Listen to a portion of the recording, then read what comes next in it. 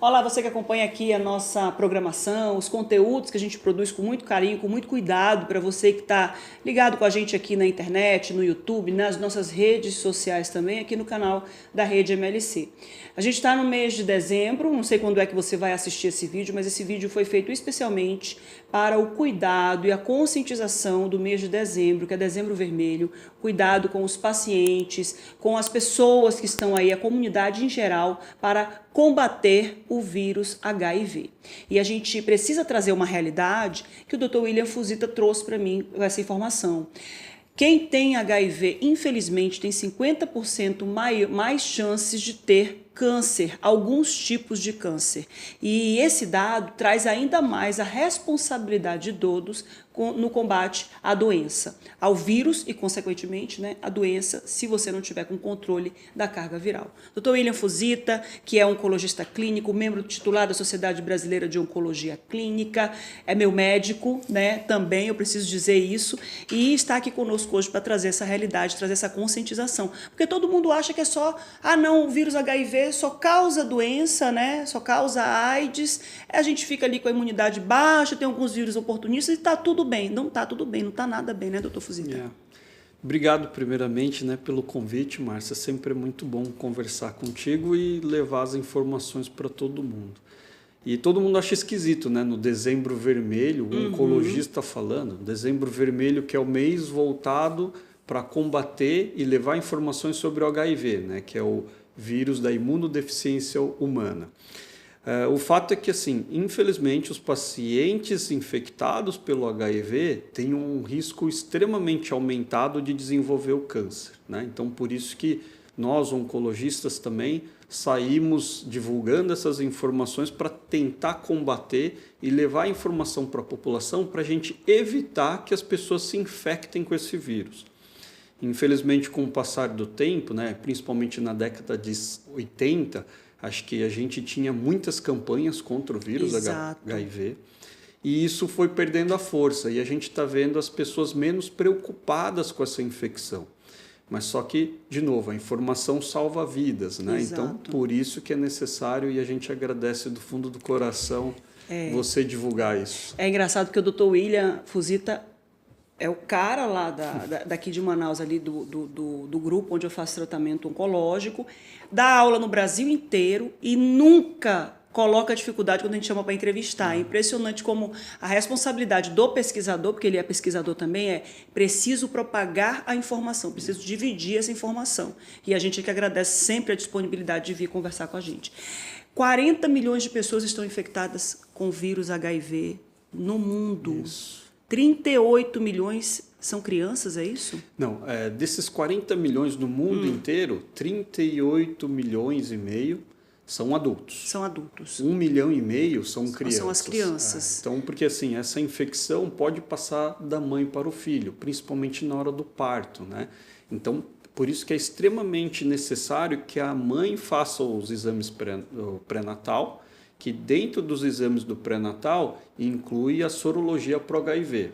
Porque se a gente descobre antes da criança nascer, a mãe pode tomar os remédios, os antirretrovirais, e diminuindo muito a chance da criança se contaminar, né, se infectar com o vírus do HIV. Então, esse dado de 1,5 milhão, a gente fica preocupado, porque quer dizer, a gente não está prestando atenção na saúde da mãe antes do parto. Não está sendo feito, ou ela está ignorando os exames pré-natais, ou o exame de sangue que traz o diagnóstico do HIV não está sendo pedido. Sim. Né? Por isso que a gente quer trazer essa informação, para que as mães, né, as mulheres que estão grávidas, para fazer os exames da maneira correta, os exames de sangue que os médicos pedem, para que a gente possa evitar essa contaminação que a gente chama contaminação vertical, da mãe para o filho. Né? E é muito importante a gente trazer, a gente faz um preâmbulo aqui de conscientização da doença, e faço isso com todos que vieram aqui nesse mês de dezembro para a gente conversar sobre isso, porque a gente estava conversando no consultório, na década de 80 teve muita campanha de conscientização, e era muito claro, assim, os remédios eles não traziam uma resposta muito rápida, a pessoa tomava cerca de 18 comprimidos por dia, tinha aquela característica muito forte ainda, a gente via as pessoas com aquele posicionamento de preconceito mesmo, social, trazendo as pessoas que estavam muito magras, com as marcas das caras, né? Que são muito características de quem tem HIV. Só que hoje o paciente de HIV perdeu essa característica, porque com a evolução farmacológica, hoje toma no máximo 2 remedinhos só, carga viral vai a 0 e você não tem os sintomas da doença, Sim, da síndrome. Sim, sim. E aí, assim, a gente aprendeu a tratar, desenvolver os novos tratamentos. Então, o que acontece? Hoje no Brasil, a gente tem em torno de 770 mil casos de pessoas fazendo o tratamento do HIV. É muita gente. Só que, assim, hoje a gente, como se diz, a gente não vê aqueles sintomas que a gente via na década de 80, né? A gente acompanhou o Cazuza, né? Fred Mercury. Então, assim, era um pessoal que da mídia, né? icônicos, que todo mundo adorava. E o fato que a gente viu eles, a parte física deles definhando. Então, assim, o pessoal da década de 80 é o pessoal mais preocupado com HIV, porque a gente viu literalmente as pessoas sofrendo com essa doença. Hoje o tratamento melhorou bastante. E morrendo com ela, né? Morrendo com ela. Ainda tem muita mortalidade por causa do HIV. Só que assim, ficou o estigma, né, da doença, então às vezes as pessoas têm, mas não querem falar que têm. Então isso tira o assunto do debate, porque as pessoas têm vergonha, né? Tem vergonha de sofrer preconceito e a consequência disso é que as pessoas escondem. E aí todo mundo fica quietinho, ninguém mais fala do assunto e a gente está perdendo como se diz, o conhecimento de como evitar a infecção do HIV. E é muito engraçado porque o HIV ele traz realmente esse estigma social. Tem outras doenças sexualmente transmissíveis que as pessoas falam com mais clareza. Vou dizer aqui alguns nomes, tem a gonorreia, tem sífilis, tem uma série de outras doenças. O próprio HPV. O HPV, que é uma DST, e todo mundo fala, tá tudo bem, não tem. É uma conversa mais sociável, digamos assim. Claro que não vai estar na mesa do jantar nem nada, mas todo mundo fala. Todo mundo fala sobre isso. Agora, HIV, alguém falar, não, eu fui contaminado com o vírus HIV, dizer isso, né? É mais difícil, a pessoa não lida com isso e, consequentemente, não lida com a prevenção. E aí, assim, deixando esse assunto escondido, as pessoas não têm noção como se previne, né? Então, a gente vê as campanhas para o uso de preservativo, o uso de camisinha, era muito mais intenso na televisão, né? Há décadas atrás. Hoje a gente não vê a televisão fazendo tanta propaganda. A gente também... Os meios de comunicação têm mudado muito, então a gente acompanha o seu programa na internet, né, no YouTube. Então, assim, a gente também não vê essas plataformas digitais preocupadas em divulgar informações relacionadas à saúde. Tem só um cunho comercial então a gente está perdendo muito. Como antes as pessoas tinham só a TV aberta, né? Então, assim, tudo que vinculava nos canais abertos da televisão brasileira tinha um impacto muito maior. Campanhas antitabagistas, campanhas de prevenção do HIV. E hoje a gente perdeu essa ferramenta. Então, por isso que, assim, eu sempre estou à disposição para divulgar a informação. Principalmente porque eu prefiro evitar a doença do que tratar. Então, a gente sabe que os tratamentos, principalmente os tratamentos oncológicos, são tratamentos que tem alguns tratamentos tranquilos, mas na sua grande maioria são tratamentos que agregam bastante efeitos colaterais. Sim. Então, um grande papel do oncologista não é só tratar, mas é evitar a doença, né? Então, por isso que a gente sempre está aqui falando. E mesmo no HIV, né, dezembro vermelho, que tem muito mais relação com a infectologia, nós oncologistas estamos aqui segurando a mesma bandeira para que a gente possa falar, HIV, a infecção do HIV, infelizmente, aumenta muito o risco de desenvolver o câncer. Então, a gente precisa trabalhar junto. Isso foi E olha que eu sou curiosa quando o assunto é medicina, porque é um assunto que me traz muita... Eu gosto muito de saber o que está acontecendo, porque a vida, o indivíduo, ele vive a partir da qualidade de vida, ele vive a partir das doenças que tem ou que não tem, né? E eu realmente não sabia qual é essa relação, quais são os cânceres que podem aparecer para quem tem HIV. Na realidade, quase todos os tumores podem surgir em pessoas infectadas pelo HIV. Só que assim, a gente tem os 3 principais que têm íntima relação com a infecção do HIV, que é o sarcoma de Kaposi. Então, a grande maioria dos diagnósticos desse tipo de sarcoma, infelizmente, tem a relação com HIV. E isso principalmente quando o HIV está em atividade, quando está diminuindo a imunidade do paciente, quando tem a maior chance de desenvolver o sarcoma de Kaposi. Tanto é que às vezes a gente nem trata o sarcoma. Só com o tratamento do HIV, tomando os medicamentos, os antirretrovirais, a imunidade do paciente começa a melhorar e o próprio corpo, a própria imunidade do paciente mata a célula tumoral. Né? Cara, isso é muito curioso. Então. O sarcoma de Kaposi atinge a pele. Sim, principalmente a pele. É o câncer na pele. Isso. E aí o tratamento do HIV, baixando a carga viral do vírus e tudo, ele já melhora? Já melhora, Não tem que fazer biópsia, não tem que fazer... Não, com certeza. Sim, faz a biópsia, né? A biópsia é a maneira que a gente confirma que realmente é um sarcoma. Apesar de a gente ver bastante lesões na pele do sarcoma de Kaposi, mas só que ele pode, a grande maioria das vezes, estar difuso pelo corpo, tanto nas peles, acometimento dos gânglios, né, dos linfonodos, e até mesmo metástases no pulmão, no fígado. Do sarcoma de Kaposi, tudo isso, gente. Infelizmente, quando a gente vê a sintomatologia do sarcoma de Kaposi, já está numa situação mais avançada. O bacana é que, às vezes, só tratando o HIV, né, a síndrome da imunodeficiência humana, tomando os antirretrovirais, a imunidade sobe e o próprio corpo combate o sarcoma. Chegando, às vezes, da gente não precisar fazer tratamento oncológico nenhum. Não faz quimioterapia, nem radioterapia. Infelizmente, há situações que é necessário. Então, se o sarcoma está numa situação causando muito sintoma, aí tem indicação de fazer quimioterapia. Então, a gente faz a quimioterapia no paciente para controlar a doença e diminuir a sintomatologia. Dependendo onde o sarcoma está crescendo, pode obstruir o intestino, pode atrapalhar o funcionamento do fígado, pode atrapalhar a respiração se estiver no pulmão, né? Então, por isso que às vezes é necessário fazer a quimioterapia, porque você controla o sarcoma, você controla os sintomas e, obviamente, o paciente consegue tomar os antirretrovirais. Certo. Né? Mas, na grande maioria das vezes, a gente nem precisa fazer quimioterapia, porque o próprio corpo combate o sarcoma. Só que, assim, outro tumor também que tem íntima relação com HIV são os linfomas não Hodgkins. Né? Certo. Esses linfomas não Hodgkins são um tumor da parte, o próprio nome fala, né? Não é um tumor sólido, mas é um tumor do sangue. E tem íntima relação com o sistema imunológico. É no sistema linfático, né? Sistema linfático, que é uma ferramenta, faz parte das ferramentas do sistema imunológico do nosso corpo. Como o HIV vai afetar o sistema imunológico da pessoa, então facilita o surgimento desses tipos de linfomas. Outro tumor também que tem íntima relação com HIV é o câncer de colo do útero. Né?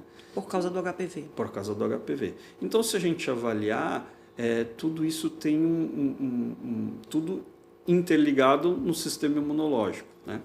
Mas só que assim, esses são os três principais, que toda vez que a gente se deparar com o diagnóstico oncológico do sarcoma de Kaposi, do linfoma não Hodgkin e do câncer de colo de útero, a gente é obrigado a fazer um exame de sangue, pesquisando um exame sorológico do sangue, para avaliar a presença, se tem ou não HIV. Né? Então isso na realidade é obrigatório. É obrigatório, né?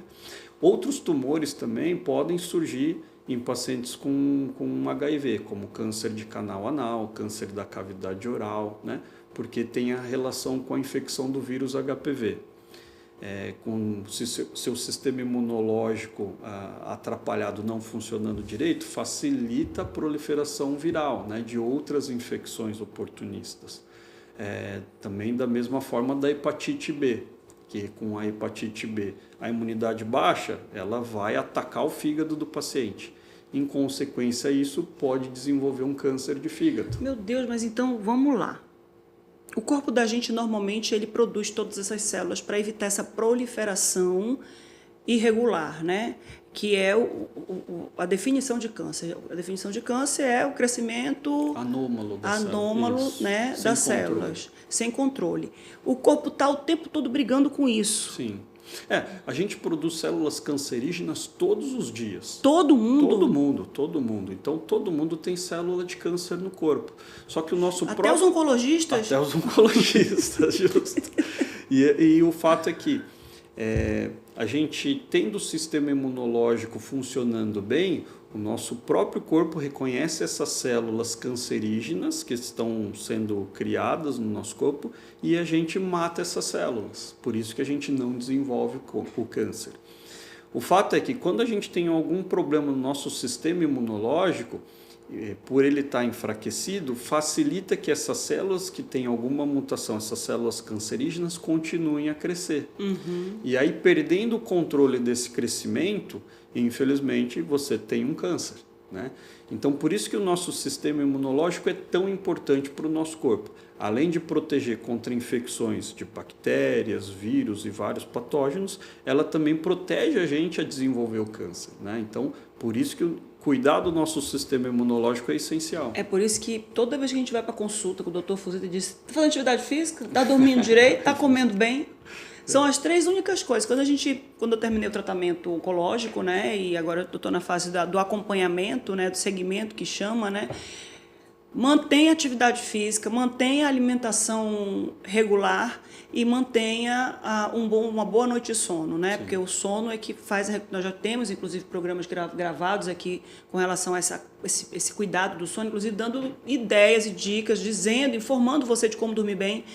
E isso é para todo mundo, para paciente com HIV, para paciente que não tem HIV. É uma regrinha geral que cabe para todo mundo. Sim. Os nossos hábitos de vida influenciam a nossa saúde.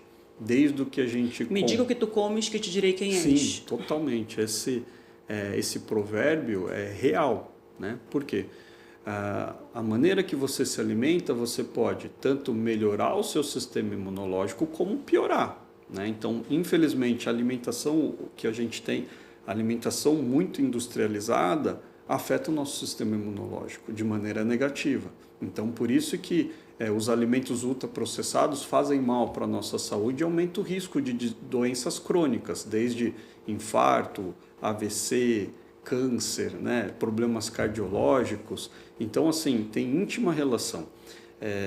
Tanto é que, assim, nas nossas falas contra o câncer, a gente sempre fala atividade física, controlar o peso adequado para a altura, ter uma alimentação saudável, rica em frutas, verduras e legumes, não fumar, beber com muita moderação ou não beber, ter boas noites de sono e tomar todas as vacinas, a gente evitaria 40% de todos os diagnósticos oncológicos. Nossa Senhora. Né? Então, a gente pensando aqui no Brasil, a gente espera em torno de 700 mil casos novos de câncer todos os anos.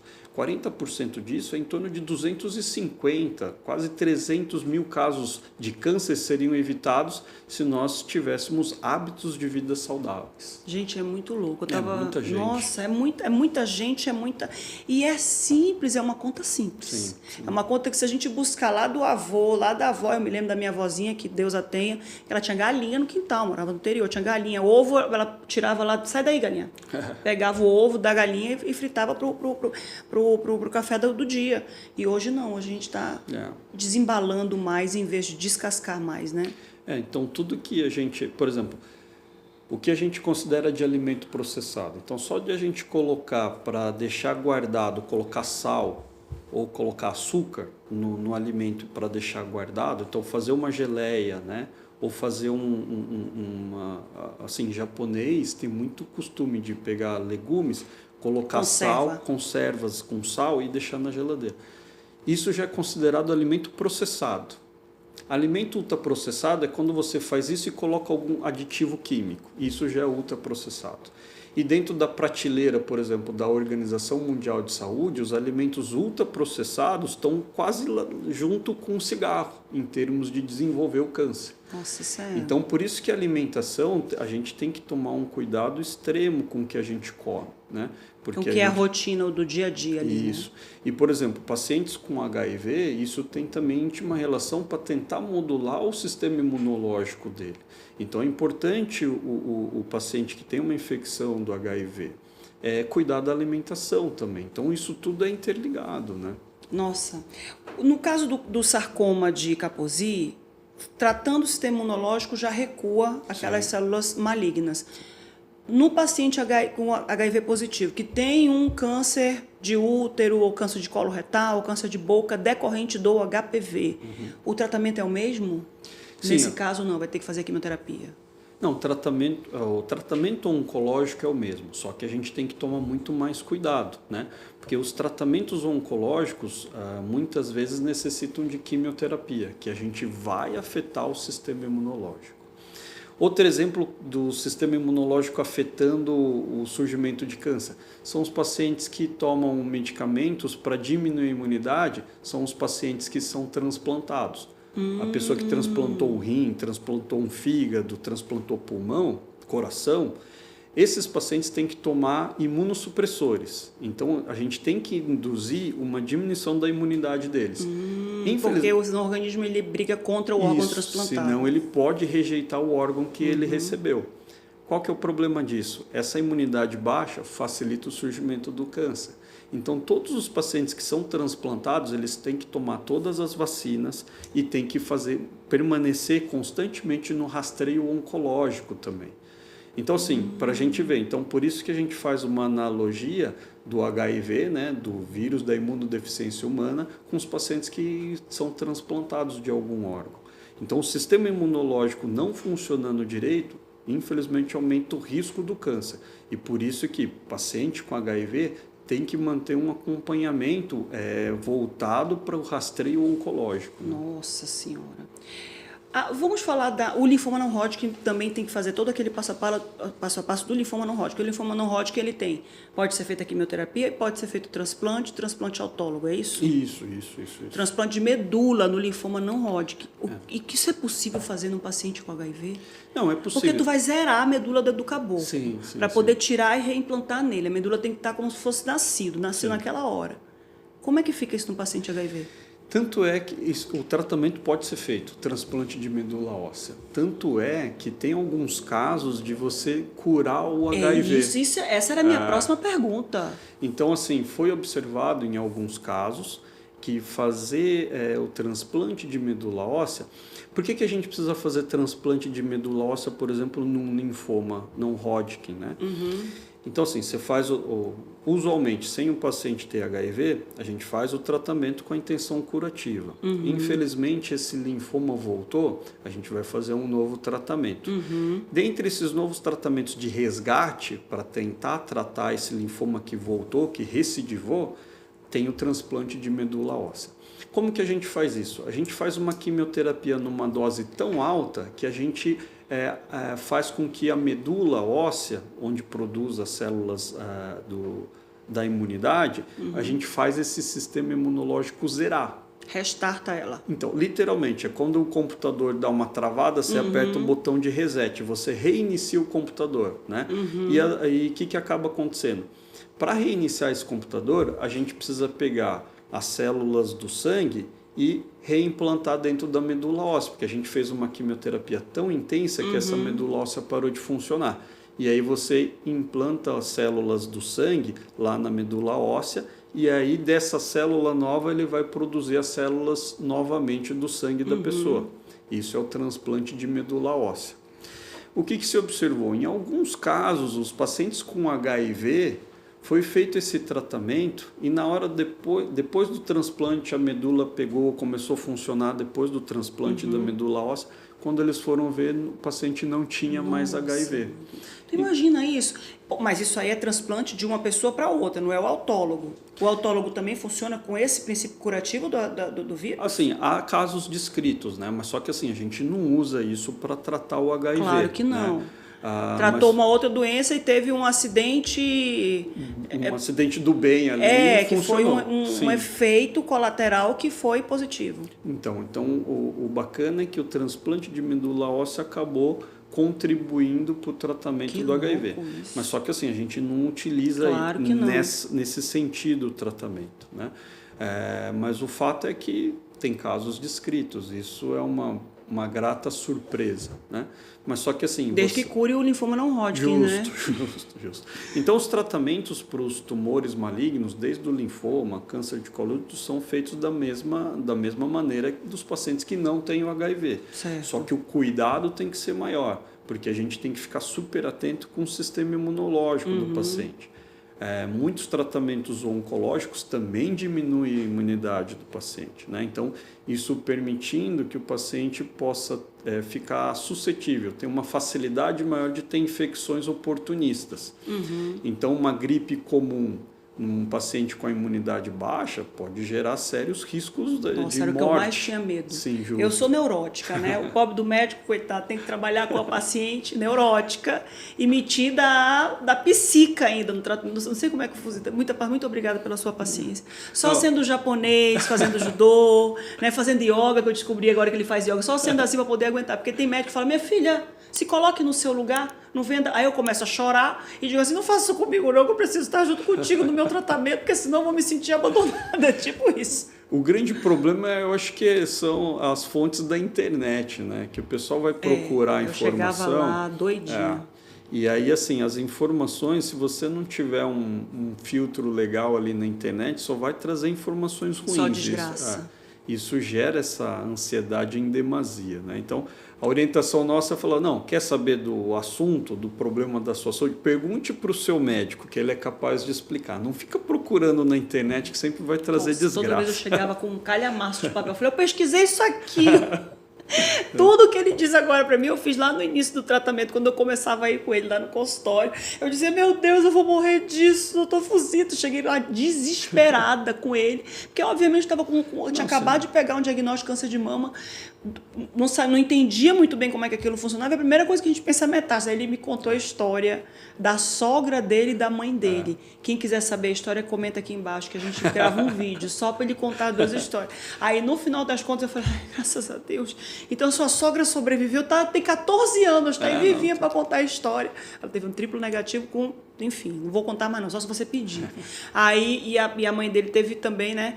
E um outro tipo lá. E aí eu fiquei, ai meu Deus, a mãe e a sogra do oncologista, meu Deus, com isso. Estão super bem. Então, graças a Deus. É o que me deixou mais tranquila durante esse tratamento todo. Voltando para o HIV, voltando para o câncer de HIV. Então, o linfoma não Hodgkin faz, quando for o caso, tratamento autólogo, se a quimioterapia não funcionar.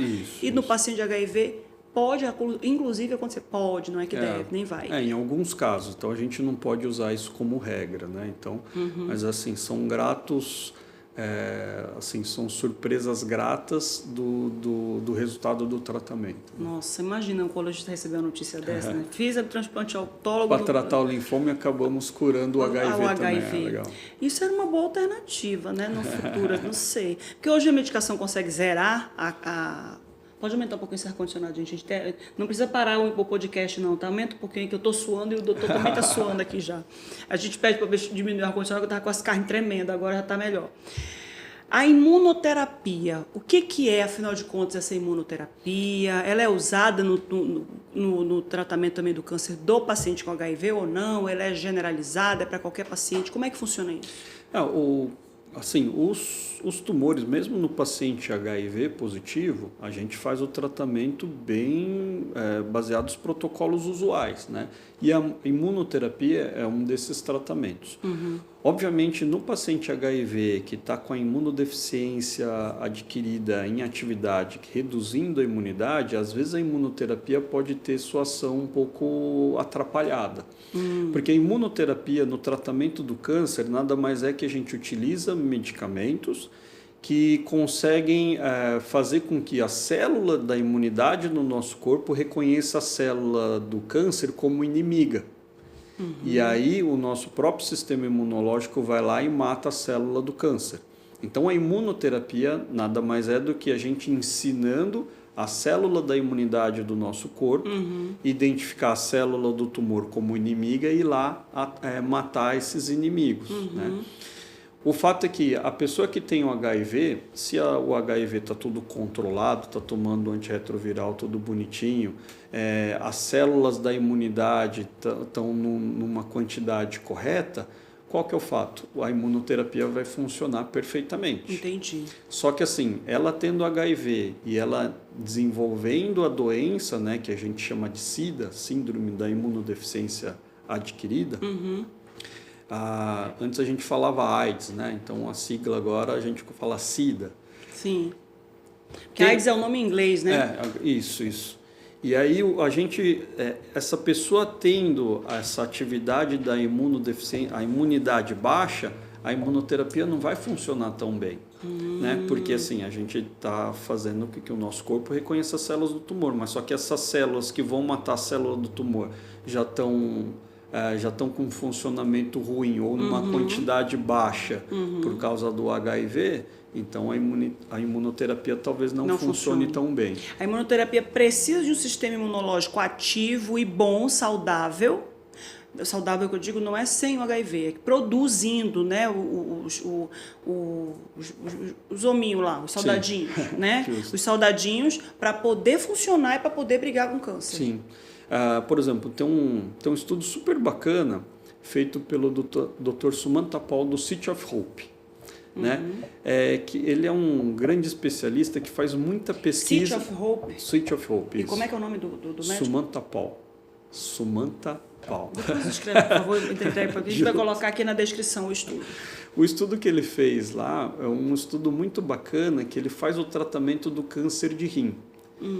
E aí ele fez o tratamento do câncer de rim com imunoterapia, que a gente já sabe que funciona. E o que eles tentaram avaliar? Se o uso de probióticos, assim, que você encontra na rede de supermercado americano. Yakult. Parecido. Tem muito açúcar, né? Parecido, tem muito açúcar. Mas é esse princípio, probióticos que são aqueles...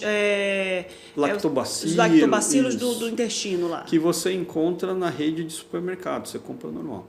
O que ele provou? Que as pacientes que tomavam esses probióticos que encontra na rede comercial normal tiveram melhores taxas de resposta do que os pacientes que não controlaram esses probióticos, né? A microbiota intestinal.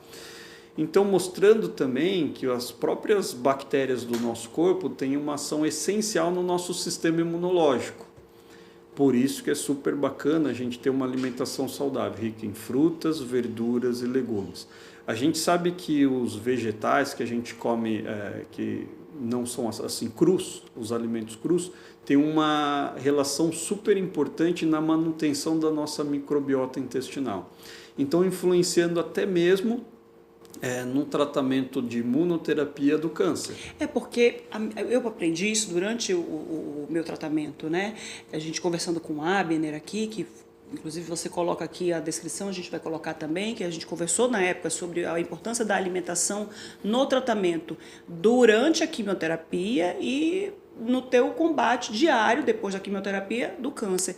E o Abner, ele é especialista na microbiota. Sim. Ele fala justamente sobre esses lactobacilos, sobre essas bactérias, essa comunidade de bactérias boas, benéficas, que estão no nosso intestino e que são fundamentais para o nosso sistema imunológico. Agora, o intestino, hoje em dia, século XXI, 2024, a gente dá valor para o intestino, porque antigamente a gente não dava nenhum valor para o intestino, só tratava o intestino, está trabalhando bem, está preso, está solto. Isso. E pronto. Aí depois veio a história de que o intestino é o segundo cérebro, que ele é fundamental também na nossa qualidade de vida, para que a gente tenha uma boa cognição, no humor, influencia no humor, influencia no nosso dia a dia, e agora também no combate a várias doenças, não só o câncer. Eu lembro que durante o tratamento, o Abner falava que eu tinha que tomar um xaropinho lá, que é o Biovit, que é para justamente tratar essa microbiota e tudo mais, ou seja, fundamental para poder combater a doença. Sim, e assim, o Dr. Abner, a tese de doutorado dele foi nisso.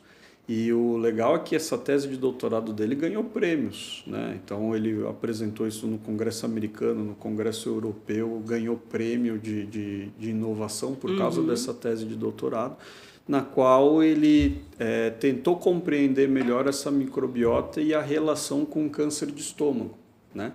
Então, assim, são coisas inovadoras que a gente consegue agora, com o desenvolvimento da tecnologia, identificar e saber como funciona melhor.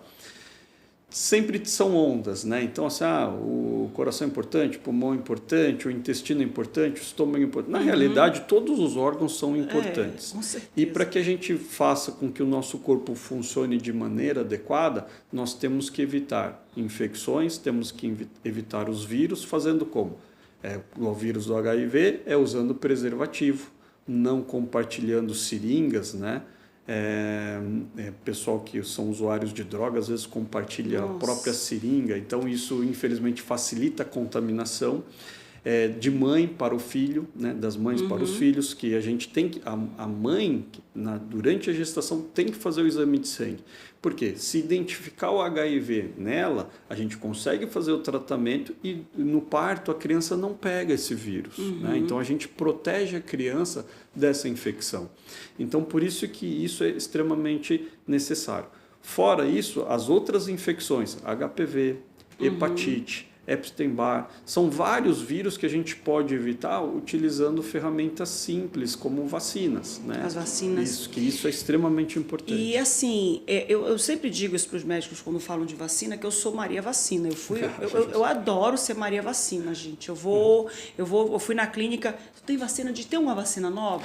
É vacina de pneumonia, a vacina de hepatite nem se conta, né? Sim. As hepatites todas vacinadas, tem que ver a validade da sua vacina de hepatite, é importante dizer isso, porque tem exames que você leva ali para o seu médico quando ele vai fazer o check-up e diz, opa, tá dando aqui, acho que é não reagente, né? Sim. E ele tem que dar um reagente, não porque você tem a doença, mas ele tem que dar reagente porque você está com a vacina em dia. Sim. E tem prazo isso tudo. Então, assim, vacina. Tá aqui meu braço prontinho para tomar vacina. Agora não mais desse lado. Esse aqui foi tirado do linfonodo, não posso mais fazer nada com esse braço. Esse braço aqui, ele tá só, ainda bem que eu escrevo com direito. Então, assim, tem que tomar realmente esse cuidado e tem que fazer essa carteirinha. Sim. Porque ela é fundamental também para combater todas as outras doenças, não só na época do HIV, quem tem HIV, né? Mas também para poder ter uma qualidade de vida. Sim, e assim, essas novas gerações estão tendo benefício da tecnologia, né? Hoje aquele gov.br, né, esse site do governo federal, o Ministério da Saúde conseguiu desenvolver uma plataforma que você consegue registrar as vacinas tomadas. Então, assim, isso até ficou mais fácil. Você não precisa ter mais aquela carteirinha. Gente, eu tenho essa carteirinha. Eu tenho, mas assim, nós somos dessa geração que precisa ter. As gerações novas, a gente já consegue, por exemplo, do Covid para cá, principalmente, a vacina do Covid foi registrada online. Sim. Então, você consegue baixar. Então, todas as vacinas dessa geração para cá, essa geração nova, a gente consegue tomar vacina e isso vai sendo registrado. Então, isso é super importante, porque é uma informação bacana que, às vezes, assim, as pessoas, os médicos perguntam para você. Tem muitas vacinas que você nem se lembra que tomou. Nem se lembra. Se você não nem tiver... quando, por causa do período tétano, acho que são 20 anos. Sim. Aí me perguntaram, tu é vacinada contra o tétano? Não lembro quando não foi. Sei. Será que foi quando era criança? Será que não foi? Tem um período de 10 anos que você precisa renovar a vacina do tétano. Aí você pega e você fala, cara, não lembro. Então hoje está facilitando, você no celular consegue entrar no site com sua senha, seu login, você consegue saber quais as vacinas tomou. Então assim, as ferramentas estão melhorando para que a gente possa cuidar melhor da nossa saúde e trocar mais informação, né? E por isso mesmo também, por exemplo, o Ministério da Saúde sempre orienta, ele deixa à disposição kits de teste rápido para HIV. Então, se você teve uma atitude de fazer um sexo sem a segurança do uso da camisinha, vai lá no posto de saúde, tem um teste à disposição. O Ministério da Saúde deixa à disposição isso. Profissionais da área de saúde que mexem com agulha, bisturi, se eles um acidente, né? Acidente sem querer ou num acidente biológico eles chamam, isso. Né? Acidente de carro que você vai ajudar, espirra sangue no seu olho, você teve contato com sangue, você não sabe, você está lá ajudando como um bom samaritano, mas você não conhece a pessoa. Essas pessoas com certeza têm que fazer os testes, né, de exame. Usuários de droga que usam seringas, coisas assim, não tem a distribuição de seringas e agulha para as pessoas evitarem que isso aconteça, né? Não ficar compartilhando seringa. e as mães para fazerem os testes, né? E lembrando todo mundo que está acompanhando aqui esse programa que eu não sei se esse dado está correto ou não, o doutor Fuzê trouxe um monte de números aí que eu acho isso fenomenal, porque dados é tudo na vida da gente, a gente precisa ter os dados para poder entender a movimentação da patologia, a movimentação da humanidade, para que caminho que todo mundo está seguindo. Mas a maior parte do HIV não está em usuários de drogas, só para deixar claro aqui para você. E está em grupos sociais que você não consegue. Antigamente, lá na década de 80, de 70 e tudo, você conseguia definir grupos de risco. Sim. Hoje não existe mais grupo não existe mais grupo de risco. A AIDS não tem o HIV, né? A AIDS a SIDA, né? O HIV, ele não tem cara, não tem rosto. E agora, com o controle farmacológico da doença, da síndrome, né, dos sintomas, e principalmente do vírus, a carga viral vai a zero e os sintomas não são mais visíveis. Então, a pessoa está bem saudável, graças a Deus, a pessoa está treinada, pode ter definição muscular, cabelo sedoso, bonito e tudo mais, e é um HIV positivo. E a gente traz isso principalmente para os jovens, porque os jovens não têm essa responsabilidade, né, doutor Fuzê? Como os jovens não passaram por essa época de ver as pessoas doentes, então acabam não tendo medo. E assim, a gente está deixando de falar, né? Então a informação está aparecendo menos na mídia. Qual que é o problema?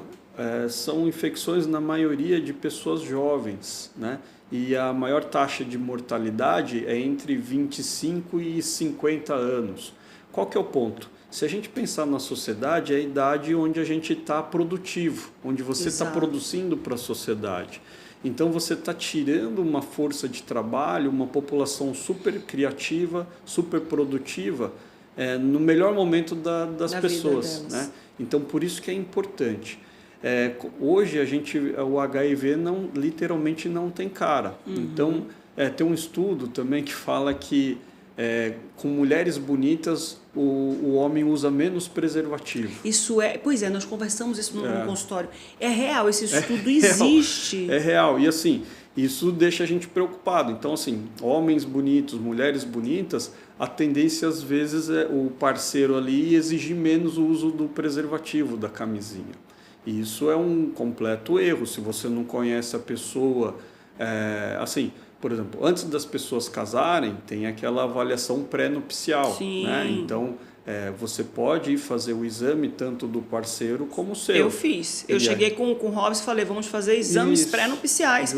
Mais importante do que fazer acordos pré-nupciais, discutir. Eram duas coisas que a gente sempre conversou. Dinheiro, nós sempre falamos sobre dinheiro, é preciso conversar sobre dinheiro, e falamos sobre exames. Eu fui lá no Sabin, se eu não me engano, falei, qual é aqueles exames que tu tem aí pré-nupcial? Fiz o exame pré-nupcial, peguei os exames dele pré-nupciais e fizemos os exames. E aí, assim, aí você fica seguro de fazer sexo sem preservativo. Mas assim, você não conhece a pessoa só porque é bonita. Imagina. A menina, o cara é bonito, né? Então isso gera uma perpetuação da infecção do vírus, né? E assim, a gente pensando em termos de quantidade, entre as capitais do Brasil, Brasília foi o menor índice de diagnósticos de HIV, em torno de 15 pacientes a cada 100 mil pessoas. Mas só que Belém do Pará e Manaus, aqui no Amazonas, foram as duas capitais com maior incidência de infecção. Então, por exemplo, em Belém deu 58 casos para cada 100 mil habitantes e aqui em Manaus 54 casos para cada 100 mil habitantes. Então, assim, é algo que a gente precisa tomar cuidado. É um número extremamente alto. E assim, fora isso também, a gente sabe que tem os dados de Parintins também, né? Que lá tem a festa do boi, todo mundo gosta de ir lá, tomar bastante e paquerar bastante. E namorar como se não houvesse amanhã. Sim, então assim, a gente tem que tomar cuidado. Então todo local que tem festas, que você sabe que vai ter um hábito sexual distinto, a gente tem que manter a campanha, estimular todos a utilizarem o preservativo. Isso é super importante, né? Usar preservativo, gente, parece que a gente nunca nem ouviu falar mais em preservativo. Não tem mais campanha para usar preservativo, não tem mais nada. Doutor William Fuzita, falamos de tudo, faltou alguma coisa aí? O que o senhor trouxe da sua anotação que eu não perguntei? Não, é que assim, eu acho sempre bacana a gente falar dos dados, né? Com os números. Com os números é mais fácil a gente entender e ver o tamanho do problema. Então, por exemplo, a gente vê no mundo a quantidade de infecções do HIV no mundo inteiro está caindo, fazendo uma avaliação dos últimos 10 anos.